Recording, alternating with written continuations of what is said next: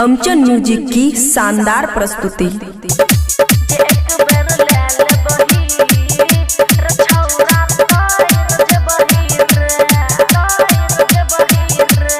खुशी recording studio बलुआहा। चढ़ल जवानी हमर सुपर हिट रे, रसगुल्ला से बेसी लागे मीठ रे सुना। चढ़ल जवानी हमर सुपर हिट रे, रसगुल्ला से बेसी लागे मीठ रे। दै छियो तोरा मौका मार लेने रे, चोखा पेट भर जैतौ रे। जे एक बेर ले लेबही रे छौरा तोर जेबही रे, जे एक बेर ले लेबही रे छौरा तोर जेबही रे, बुझलही।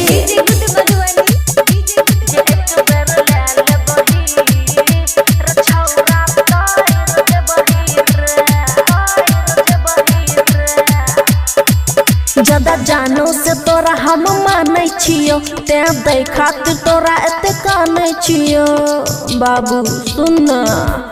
हाँ ज्यादा जानो से तोरा हम मानै छियो, ते दै खातिर तोरा एते कानै छियो। किया करै छी लाज कर लेने मसाज हायर जेबही रे, जे एक बेर ले लेबही रे छौरा तोर जेबही रे, जे एक बेर ले लेबही रे छौरा तोर जेबही रे।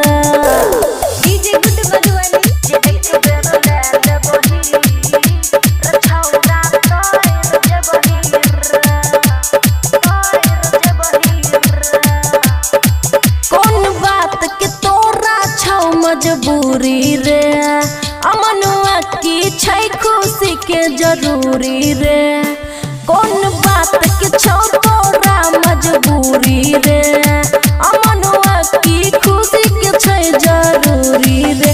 रेडर बबुआ राहुल रोज दही न फूल भी गैर जैतै रे, जे एक बेर ले लेबही रे छौरा तोर जेबही रे, जे एक बेर ले लेबही रे छौरा तोर जेबही रे, ले लेना। खुशी रिकॉर्डिंग स्टूडियो बलुआहा।